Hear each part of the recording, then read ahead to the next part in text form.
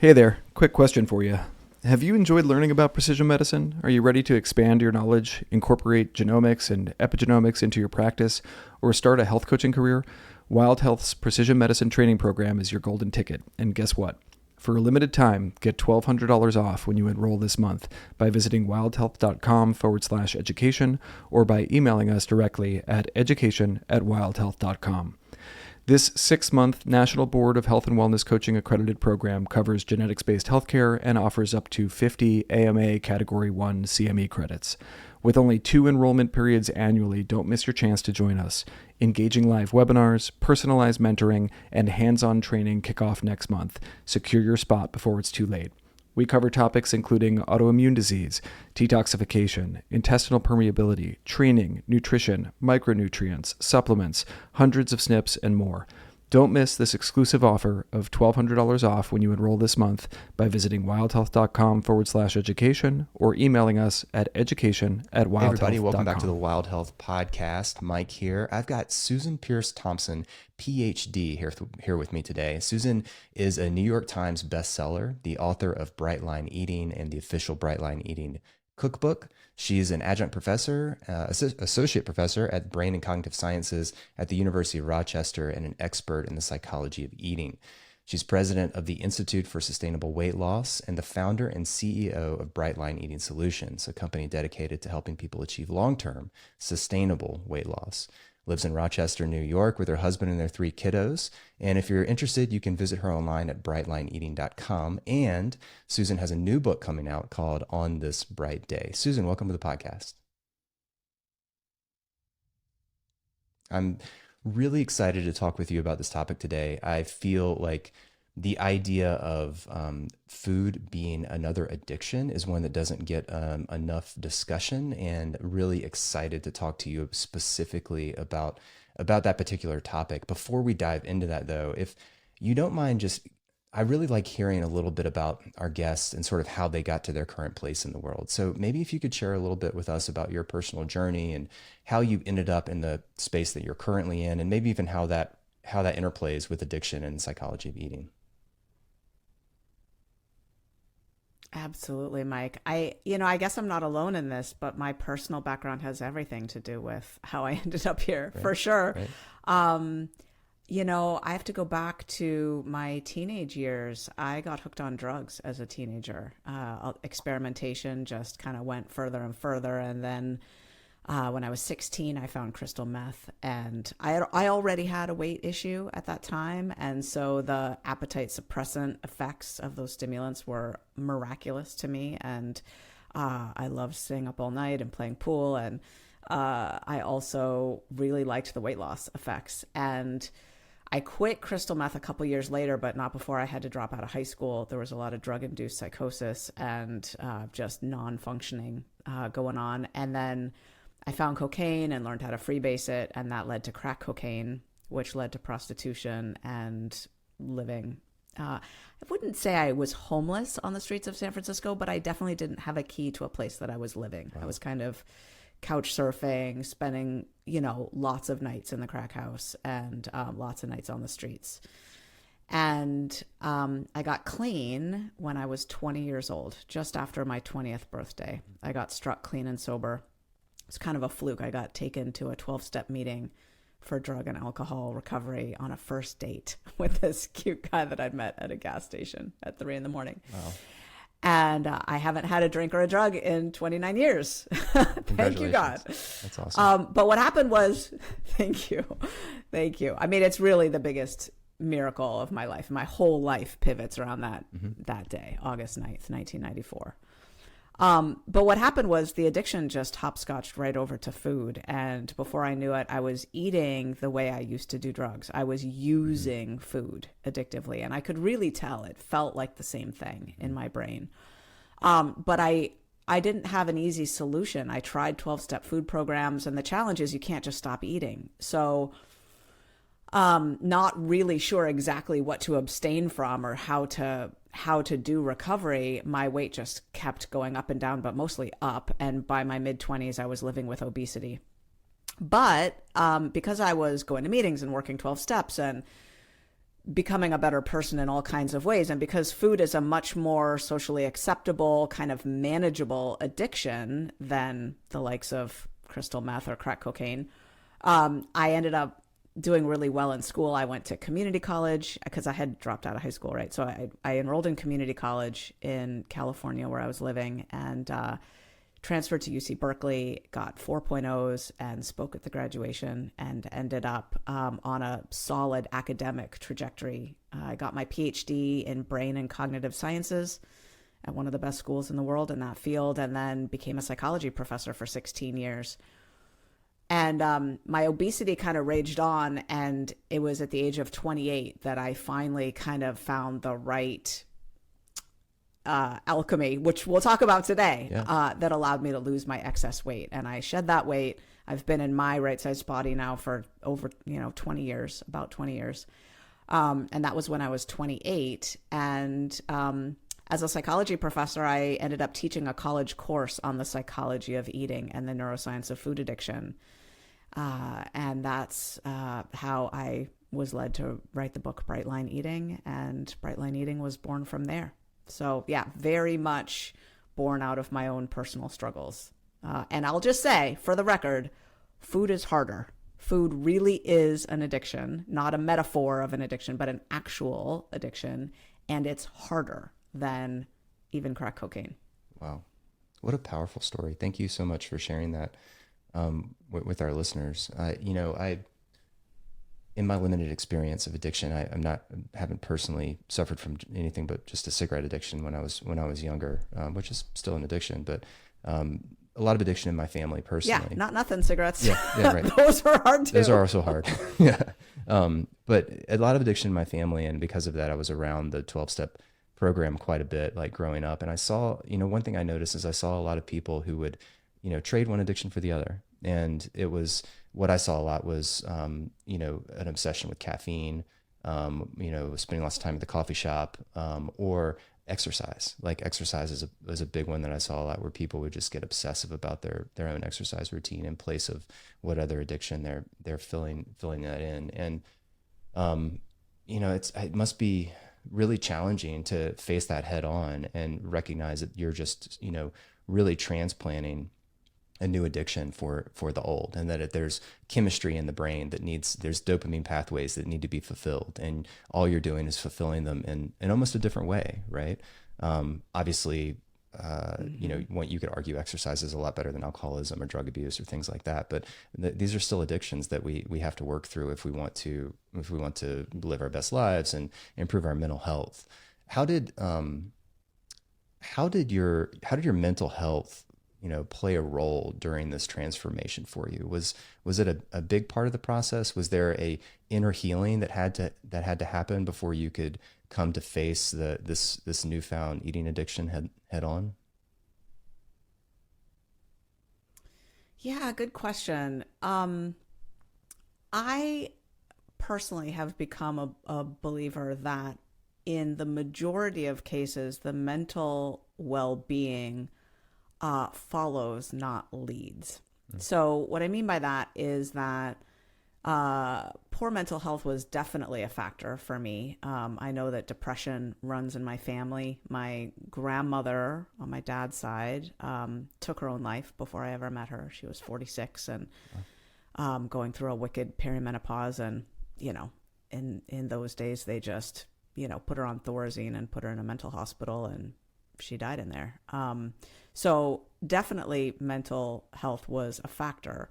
But what I find is that with food especially, stats show that 100 million Americans are trying to lose weight right now. They won't tell you they're on a diet because that's very not trendy, right? What they'll tell you is that they're cleansing, they're intermittent fasting, Sure. they're keto, they're whatever. But let's be real, they're trying to lose weight. And I think the semaglutide craze shows that. And research shows that of those 100 million Americans who are spending money right now trying to lose weight, they will try 4 or 5 new attempts each year. And the failure rates are just rampant. I mean, there's a great study published a while back looking at millions of people and showing that the odds of someone living with obesity today to get down to a right-sized body within a year is less than 1%, right? And those who do will gain that weight back, odds are, right? Mm-hmm. So failure rates that we just don't see really in any other sphere of human endeavor. And psychologically, what that does to a human being when they watch themselves want something really badly and go after it, and then, quote unquote, decide on a Friday night to just abandon ship and have nachos and pizza and beer because they're with their friends and it's been a hell of a week and, you know, blah, blah, blah. Mm-hmm. When they watch themselves abandon their innermost goals, they're now left with having to reconcile that to themselves. And what they end up concluding is that they don't love themselves, that they're not trustworthy, that they don't feel like they're worthy, that there's deep-seated psychological issues going on. And it's called self-perception theory, the idea that we learn who we are by watching our behavior. And so it's almost as if, and the reason I put, quotes around decide, like that they decided to have the beer and the chips is, I'm sure we'll talk about this, as something I call the willpower gap. The brain is not equipped actually to handle issues of temptation and willpower depletion under stress and after a long, exhausting day. That part of the brain doesn't show up for us. So we couldn't neurologically have made the right choice in that circumstance, or the odds were very slim. And yet we end up faulting ourselves, and that creates the hollowed out state of poor mental health that so many of us with food challenges are left with.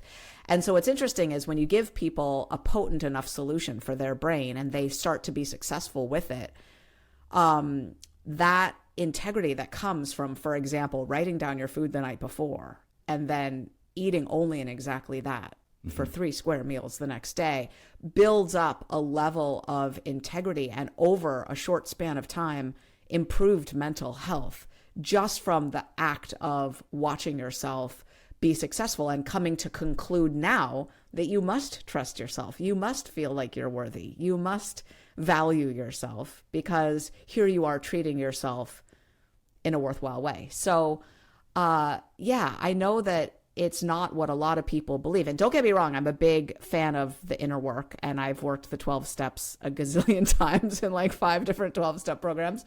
And I also am a big believer in internal family systems work. That's kind of my favorite way to do the inner work these days. And I'm an inner work aficionado for sure. I love the inner work, and mental health challenges are real. And in my experience with the population I work with, who are people who chronically struggle with their weight and their food, I'm going to go out on a limb and say about 80% of the mental health challenges actually get wiped away just by getting the food part straight.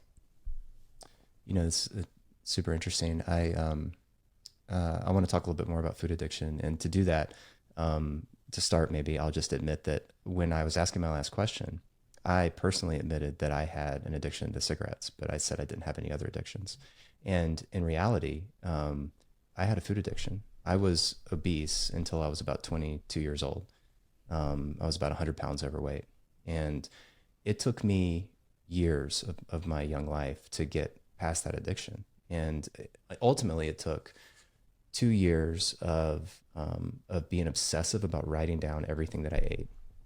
And that got me, and exercise obviously, got me to a point of losing that weight. And then it took me another 5 years of writing down everything just to get the confidence that I could not fall back on fall off the bandwagon or whatever. And what's interesting to me is that that didn't pop up for me when I was thinking about prior addictions. And I think it says something about even though I recognize food addiction is a huge problem. I'm a physician. I take care of patients who can't lose weight. I understand the same pathways are getting hit in the brain. But there's something about like our culture and our society that just doesn't see food as something you can be addicted to.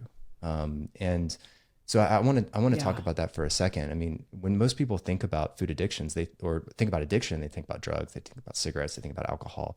They don't think about food or other behavioral sorts of issues. So tell us how is food addiction similar to these classical addictions?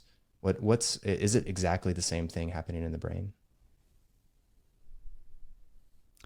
Pretty much. And actually, interestingly, the original studies on the dopamine the dopaminergic system in the reward pathway, the addiction pathway in the brain, which is this little part deep, deep, deep in the brain that includes the nucleus accumbens, the ventral tegmental area, and then these projections up to prefrontal cortex. It's this circuit that basically is responsible for motivating us into action, to pursue survival goals, right? Food, sex, bright, shiny objects of all kinds. Dopamine is the only neurotransmitter that can think about the future. It's out there and I want it system. All the other neurotransmitters are really about the here and now. But dopamine's about the future, and addiction is about wanting. It's about pursuing. It's about going to get it. And basically the original studies were done in rodents, and they used glucose as their drug to make those dopaminergic neurons fire. And they tracked the time course of it and what happens when you give a rodent more and more and more glucose, and how the response kind of flattens out. And then there's this sort of anticipatory dopamine that fires when the cues are there, but they haven't gotten the hit yet, right? And so once they learn the cues that predict the rewards, that's a big deal. And all of that was done with glucose. And then they showed, and here's it working for cocaine, and here's it working for heroin, and so forth. Glucose and fructose both are addictive in the brain, just like heroin and cocaine. And actually, the addictive response is those dopamine receptors kind of getting blown out and getting downregulated, meaning they're less numerous, less responsive. And now you'd better be, eating donuts on the regular, or you're not going to feel very good, just like you need, your morning cup of coffee, or you need that regular cigarette or whatever. Those receptors get downregulated, so you have to keep using in order just to feel normal, not to get high, not to feel great, just to feel normal. You have to keep using. So it is the same stuff. And actually in the brain, there's several other changes that happen as well. There's, changes in prefrontal cortex where impulse control isn't working as well. So there's highly impulsive behavior.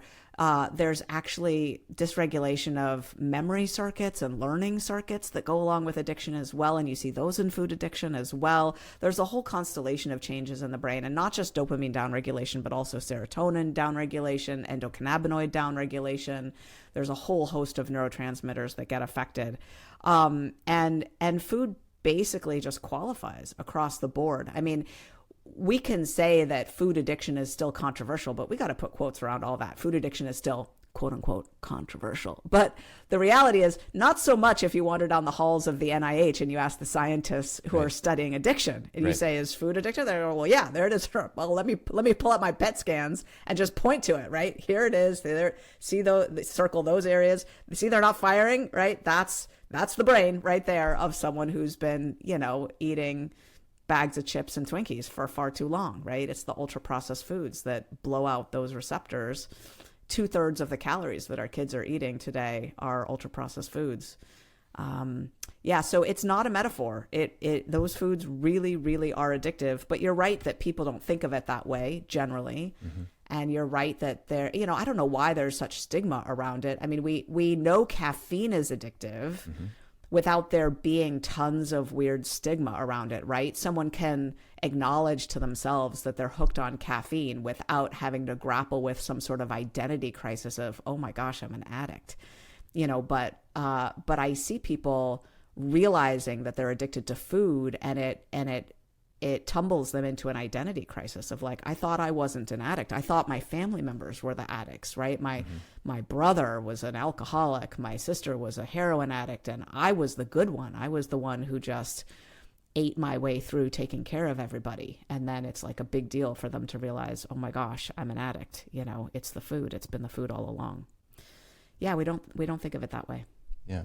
Yeah. Well, can we talk a little bit about some strategies for kind of kicking this addiction? Maybe some of I know you talk a good bit about personal rituals that people can adapt to help aid themselves in their own personal recovery. Maybe you can talk about some of the more common and then maybe some of the lesser known personal rituals that people could address. Yeah, absolutely. So, recovery is real. It's a wonderful thing, and it involves getting freedom from, we call it the food chatter, the food obsession, right? Just the thinking about what you've eaten or not eaten, whether you're on your plan or off your plan, how many miles, how many calories, how many pounds. Absolutely, exercise addiction is often woven in there for a lot of people. And the recovery, first of all, involves a food plan that is tailored to recovery from addiction. So let me explain here. Food addiction is the only addiction that is fully both a substance addiction and a process or behavioral addiction, right? Gambling is a behavioral addiction, a process addiction. Heroin is a substance addiction. Food is both. It's addiction to ultra-processed foods as a substance, and it's an eating addiction as well, which makes recovery really hard because you have to keep eating. So a food plan that is designed to assist in recovery from food addiction is going to help you lose weight. Probably some weight has accrued. Not always, I have to say. There are people who are, at an ideal BMI for their body, and they're achieving that by running 10 miles and obsessing about the 1 cup of non-fat frozen yogurt they're going to allow themselves at the end of that run, right? So I don't want to assume that there's a weight problem, but there probably is. The meal plan is going to consist of 3 meals a day. And that's really important because what we're looking to do is automate eating like we've automated teeth brushing, where you're eating breakfast, lunch, and dinner as ritualistically and automatically as you brush your teeth morning and night. And just like you would never be successful brushing and flossing 6 times a day, there's no way to, or it's very hard, it's not advisable to try a full regimen of meals and snacks and grazing and stuff. You need to really make it just 3 meals a day. So every other bite of food is a no thank you, other than your 3 meals. You're going to write down your food the night before and commit it. And then your only job when you wake up is to eat only and exactly that. So it's not writing down your food afterwards. It's writing down your food the night before. And the meal plan is categories and quantities of food. So for example, your breakfast might be 1 protein, 1 grain, 1 fruit. So that could be, 1 ounce of oatmeal, 8 ounces of Greek yogurt, 6 ounces of blueberries, something like that. Okay, that's breakfast. Lunch is like a protein, 6 ounces of raw vegetable, 6 ounces of cooked vegetable, a fruit, and a fat, something like that. Dinner could be something similar to lunch, maybe minus the fruit, probably only 2 fruits to start out, especially if you still have weight to lose. But so all whole real foods are included on the food plan, but no sugar, no flour. And the elimination of sugar and flour is taking care of the process addiction. The bright lines or clear boundaries around meals and quantities, that handles the process addiction, the substance addiction.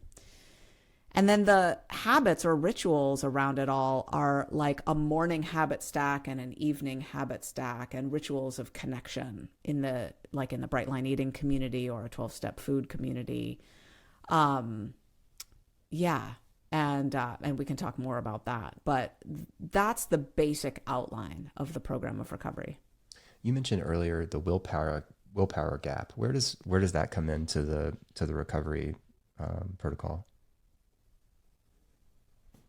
Yeah, totally. Well, the willpower gap is actually what's keeping everybody from not being successful with those, remember those 100 million Americans who are on a diet trying 4 or 5 new attempts each year.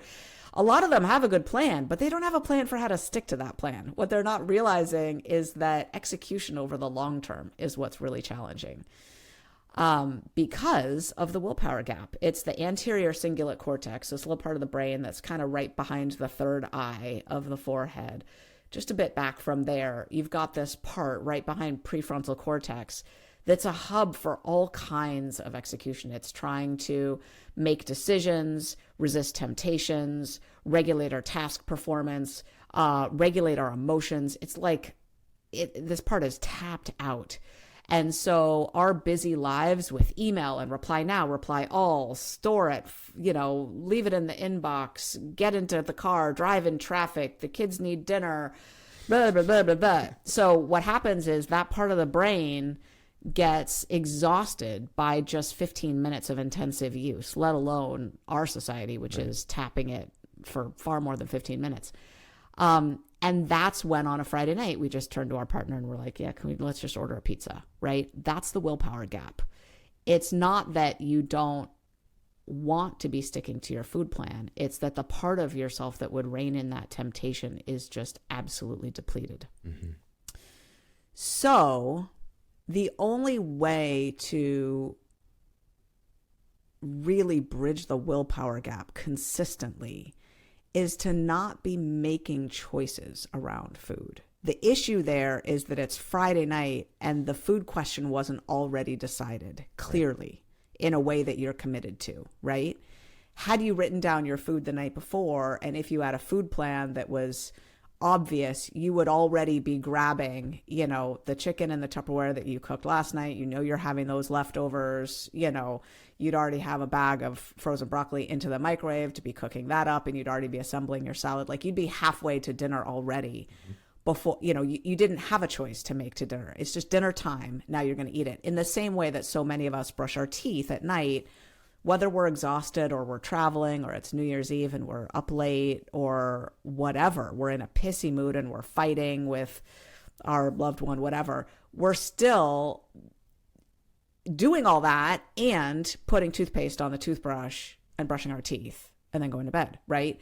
And that's the basal ganglia. That's the part of the brain that executes automatic behavior sequences given the right cues of the right time of day, the right place, the right, all of that just triggers that sequence of actions.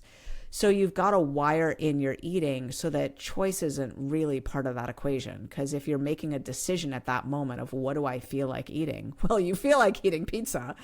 And the part of your brain that would tell you otherwise is offline and not going to be helpful, right? So that's the sort of reliance on automaticity and having a plan that's automatizable. Like I already said, right? 6 meals a day is not automatizable. Just like brushing and flossing 6 times a day wouldn't be automatizable. You only succeed at brushing and flossing twice a day, or brushing, let's say twice a day, because morning routines and evening routines have a lot going for them in terms of location and temporal cues that sort of launch you into the right behavior, just like your sequence of showering and those other things that you achieve automatically. You need to get your breakfast in there in the morning, just like that, like wired into a morning routine.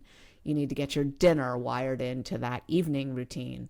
And thank goodness at the midpoint of the day, there still seems to be enough of a pause that as long as you have your lunch packed and it's right there, the right thing to eat, the thing you planned last night, is the easiest thing to eat. And you'll just do that if there's no decision to be made. You made the decision last night. So the willpower gap is a doozy. And I just have to point out that it affects everyone equally. That's not a food addiction thing. That's a human brain thing. Mm-hmm.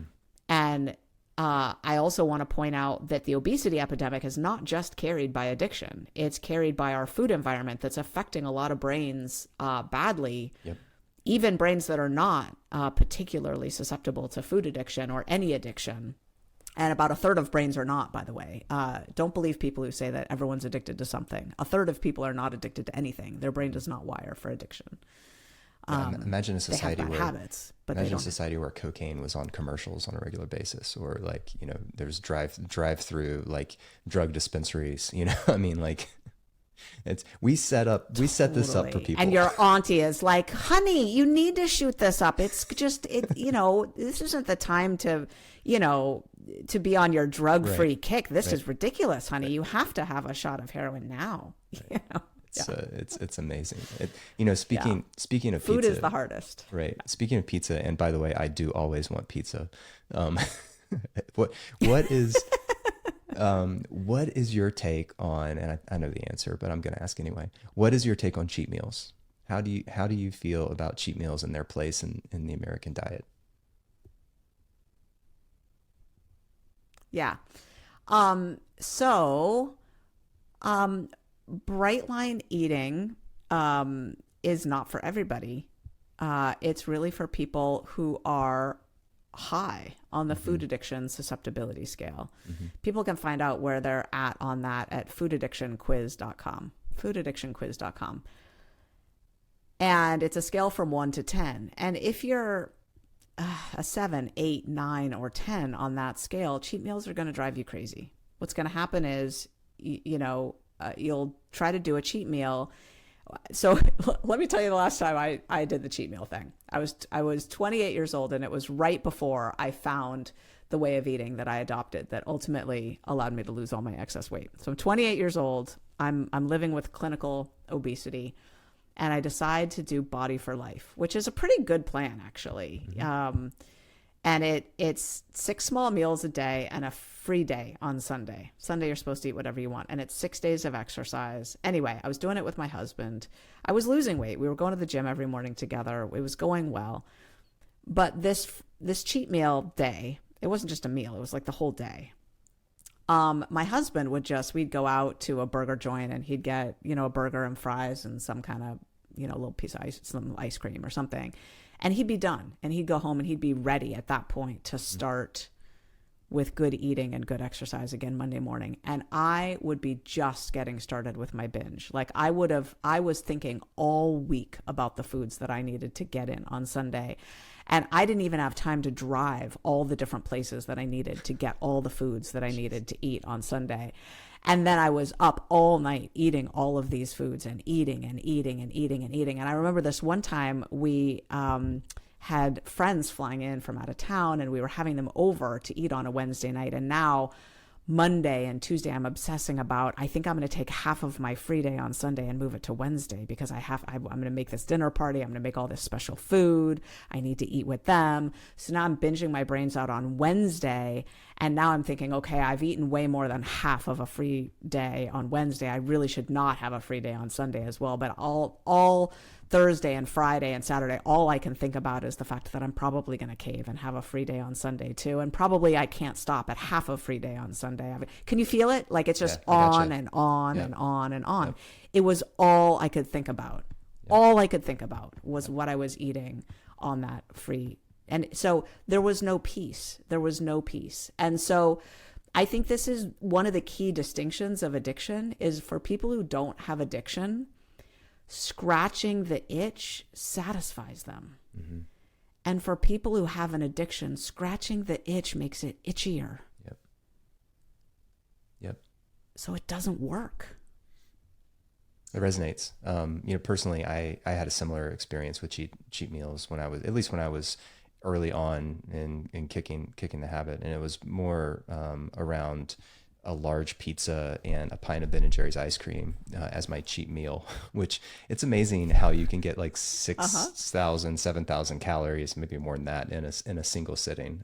When you really work for it, it definitely happens. But I also found through my own just like, learning that ultimately I had to just get rid of it. Like it wasn't personally advantageous for me. It made things more challenging than just not having that meal. And I think that's probably true for a lot more people than we realize. And that's not how a lot of diets are written. You get a dieting magazine or, get this or that book. A lot of people really, really support the cheat meal. And I think you're right. I think for some people it's totally fine. And for some people it is not, and it's not gonna work.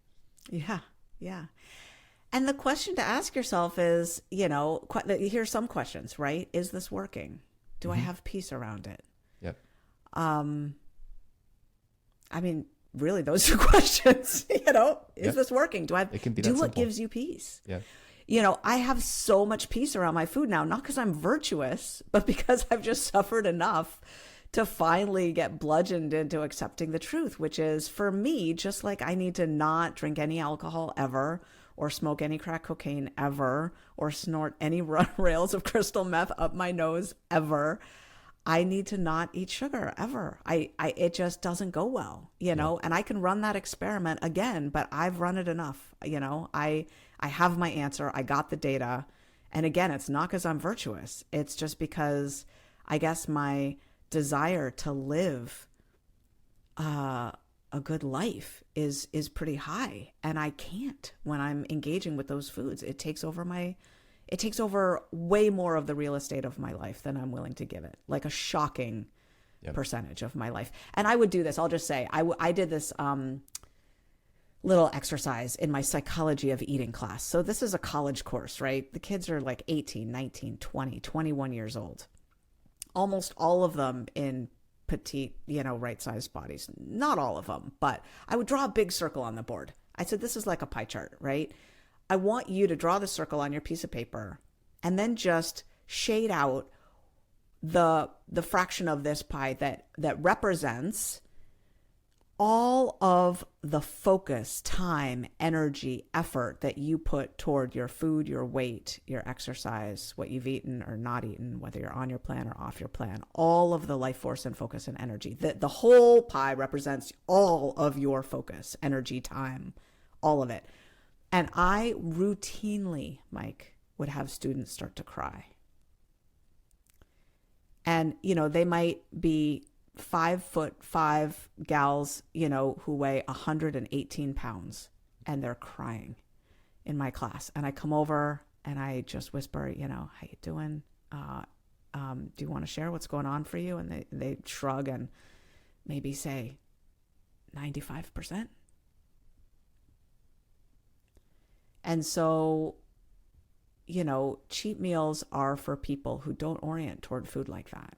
The people that I serve, it's not about how do I get my body fat percentage from, 10 to 8% or whatever, right? It's like, how do I not be thinking about food for way, way, way, way too much of my life? This is ridiculous. The journey you're describing can be so wrought with the inner critic as well. With this voice inside that's just constantly like eating away at your life force, right? But I know you're a big proponent of daily affirmations, which I suspect some of that is to sort of counteract that inner critic. How do you and why do you incorporate daily affirmations in your in your treatment protocol? Yeah. So we call them mantras. There's really interesting research on affirmations, actually. Affirmations are a double-edged sword. Research shows that affirmations often don't work. And the nuanced thing is, if you don't believe them, they make you feel worse. So for example, let's imagine someone has really low self-esteem around their physical appearance. Mm-hmm. Repeating to themselves, I'm beautiful, I'm so beautiful, will likely make them feel worse. They don't believe it. And they know they're full of shit when they say they're beautiful, and it doesn't help. It makes them feel worse, right? But if you have them journal about things that they really do like about themselves, and there will be some, right? They will know that they're really kind. They will know that they are an exceptional project manager, and they're really good with details and following up with people. You have them repeat that stuff. I am a kind human being, and I am so kind. I am truly worthwhile, right? You can start to craft affirmations that will work for them.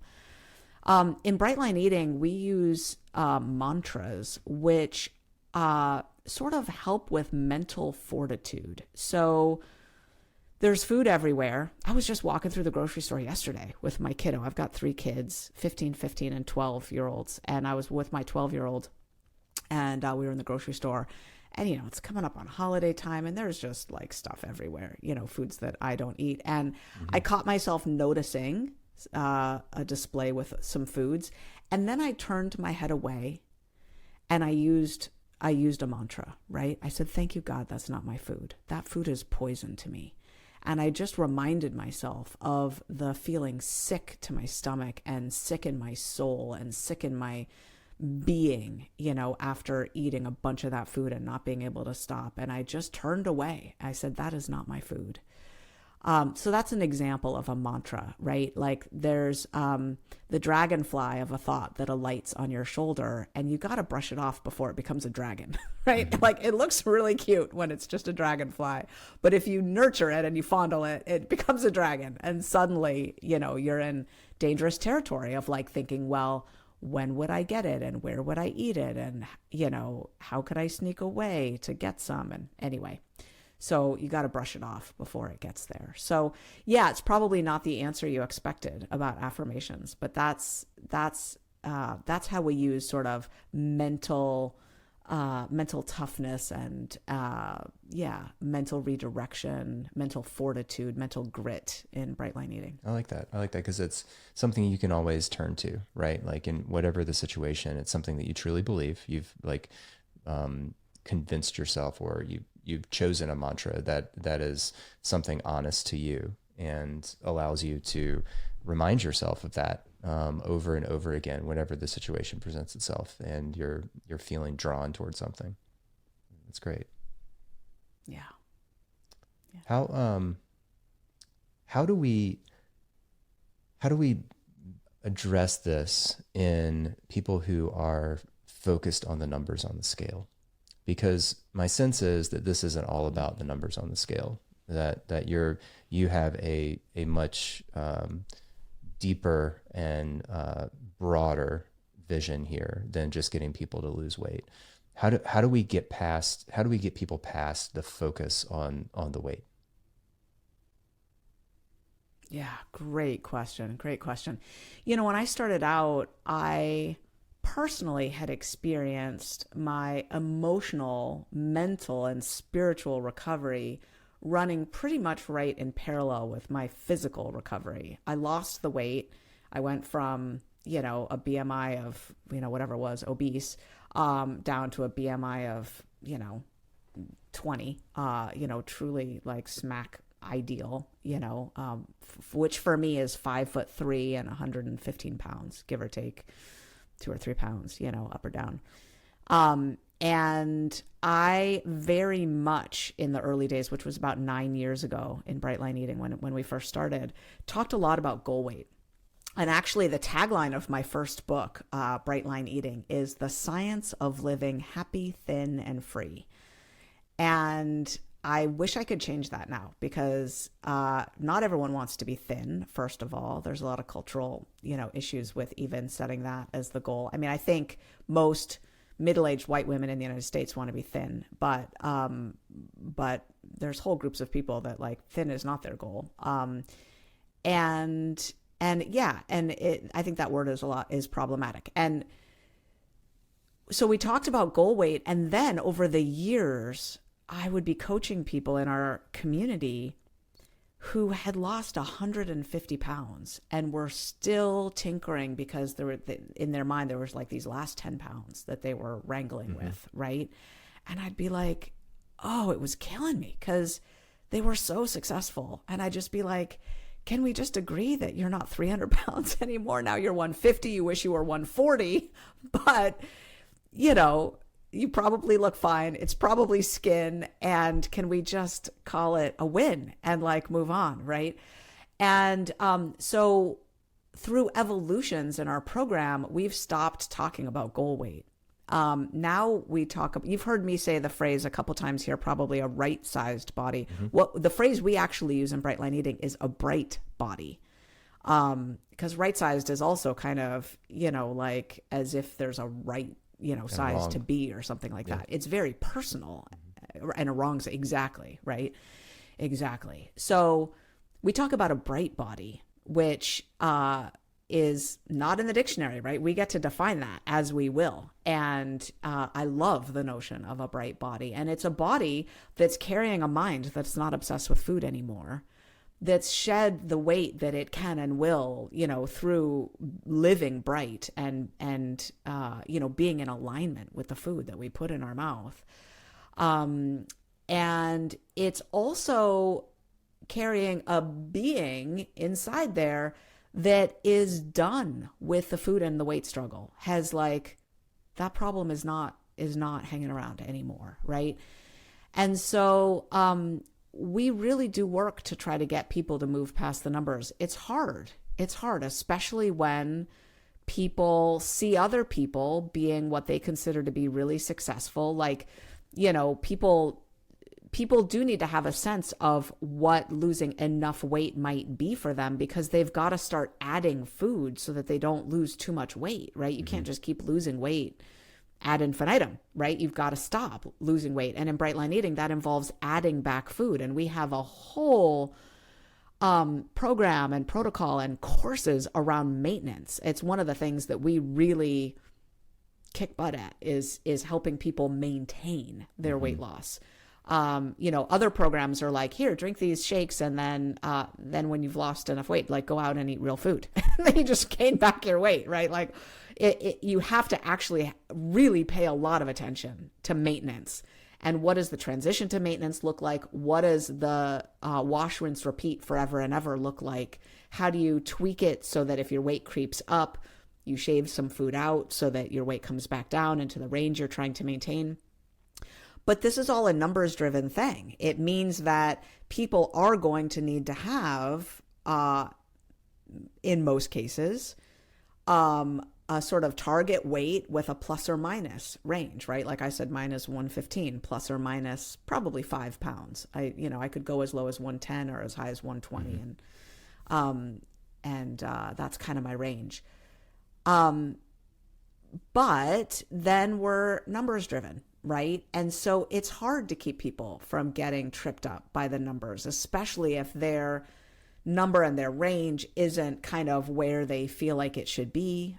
We have formulas to help people who've lost a lot of weight to factor in the excess skin that they've got. If they're not going to have surgery, you know, that skin is going to carry a lot of excess weight.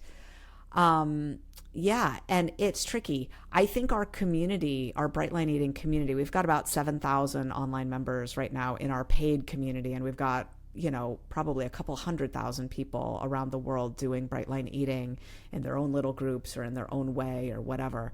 And I think that our community is pretty good at helping each other to remember that this is a very holistic journey, and we're not just here about weight loss, and we're not to get too tripped up on the numbers. But most of us have developed real weight manager parts of us that love to be obsessed about that scale. And I think it's an ongoing challenge still for many people. I see so many people lose the weight and then gain it back on. And this like constant yo-yo dieting of the weight goes down, the weight comes back up, the weight goes, and we're about to see it again with semaglutide. It's going to happen. Like, just like, the last big craze, whether it's keto diets or fasting or semaglutide or whatever it is, if you can't learn to live in this new body in a different way than you did before you got on the diet, then it's not going to last. So I love that you guys are spending so much effort on getting people comfortable with a new way of living and adding foods back in to get them into this place. And I also love the description of, finding, this almost seems like, not just seems like, you are helping people find the right relationship with food. And then the weight loss is the side effect, right? It's not even the goal. Mm-hmm. The goal is to live with food in an appropriate way in your life. And then, oh, hey, look at that. You lost some weight. Awesome. Congratulations. But it's not the primary goal, even though I bet people come to you with that as the primary goal, but then you've got to flip them, right? You've got to switch them back to, no. It's not about the weight loss. It's about living with food in the right relationship. I think that's great. That's great. That's right. Yeah, we got a saying around that. We got it from 12-step food programs. They come for the vanity, but they stay for the sanity. Nice. Yeah, totally. Nice. All right. Well, I can't stop thinking of questions for you. So I'm going to make this one my last one, and then I want to talk about your new book, and then we'll let you go. But I'm curious your take on the fasting trend in society today, intermittent fasting, time restricted feeding. How does this what is your approach to managing people's desire to fast and jump on the fasting bandwagon? Yeah, it's a great question. I've tried it a bit. I mean, the research is very strong, right? The research is very strong on fasting as a healing approach, right? Anti-aging, longevity, healing, autophagy. It's like it's not junk science. Like it's real stuff. Yep. So a couple things. One is that I point out to people. I have some friends who are science geeks. I mean, I'm kind of a science geek too, but who say that from their perspective, they think a feeding window, an eating window of roughly, 6, 7, 8 hours a day, every day on an ongoing basis is probably ideal. And you don't actually want to make that 2, 3, 4 hours or, do 3-day, 5-day water fasts potentially have a place for some folks. Yeah, I mean, they're really healthy, right? Especially like, oh my gosh, if you're battling rheumatoid arthritis, absolutely, water fast for 4 days once a month, I am not here to say that you shouldn't, right? Here's what I will say. Mike, do you know the Lorax, like the old, the cartoon of the little guy with the tufts hair who jumps out of the trees. He says, I am the Lorax. I speak for the trees, I speak for the people who have addictable brains with food. That seems to be my role. And so what I need to say is, if you take that quiz and you're a 9 or a 10, what you need to understand is that not eating for 3 days is going to be pretty easy for you because, and just like it is for everybody, pretty much, people think it's going to be hard. It's not hard to not eat for 3 days. It's actually shockingly easy. What's hard is refeeding. And if you're a 9 or a 10, the hungry food monster is going to roar up on you so intensely at the end of those 3 days that the odds that you're going to end up in a binge and face down in a pizza or a bowl of cookie dough or a pint of Ben & Jerry's or whatever your thing is, right? The odds are really high, right? And so at a certain point with all of these things, you've got to balance, right? If you just stay bright and you eat your 3 bright line eating meals, which are an abundance of vegetables, a beautiful balance of macro and micronutrients, tons of fiber, like just such healthy meals. If you just eat that and nothing else, you are 90 to 95% of the way optimized, right? And what you might trade by trying to get 100%, if something even like that could even exist, 100% optimized, if you're risking falling off the wagon altogether, you need to understand the damage that a night or 2 or a weekend or a month or a year, because you don't always have control over when you get back on track, right? Of pizza and beer and ice cream, the damage that does. You've got to understand that some serious degree of risk that you're going to end up there makes the whole thing, like numerically speaking, in terms of utility value, like not wise, right? Eat your 3 meals a day and be grateful for the 95%, right? Yeah.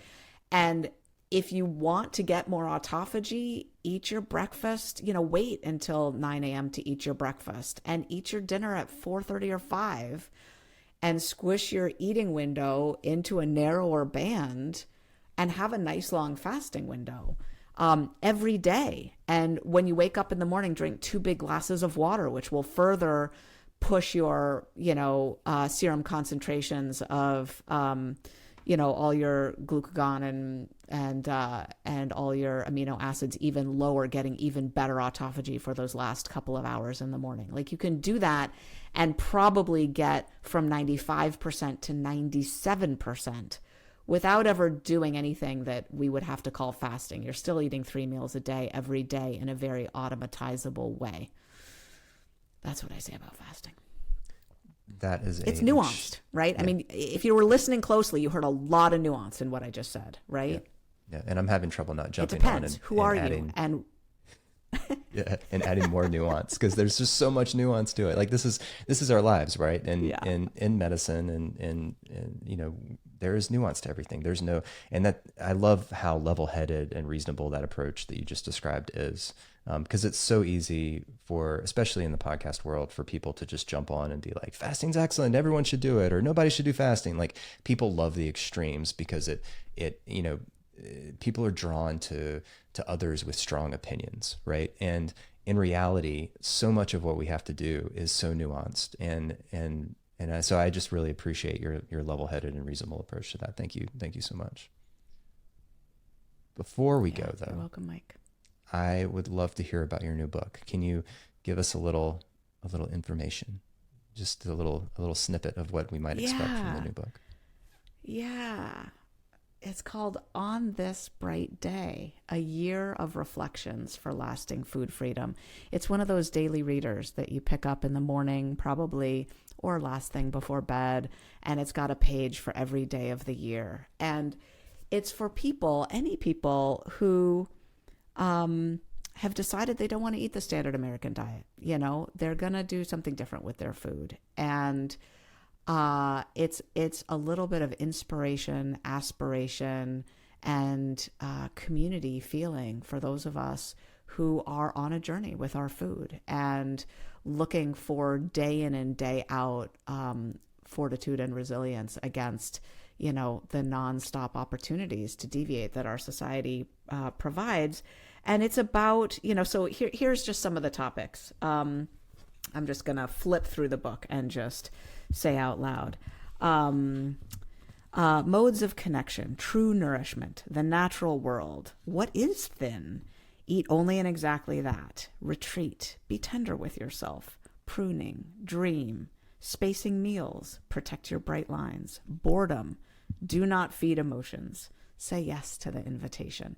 So every day there's a topic, and then there's an amazing quote on top, and then there's a few paragraphs of soul nourishment, and then at the bottom there's a saying, a mantra that starts on this bright day. So the one I just flipped to is November 12th, and it says, on this bright day, I will say yes to living fully to the edges of my bright life.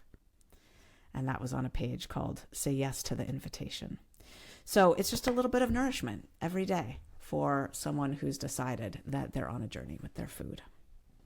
I love that. You said for people who don't want to continue to eat the standard American diet, which I believe includes 100% of the people that listen to this podcast. So I think you found an audience.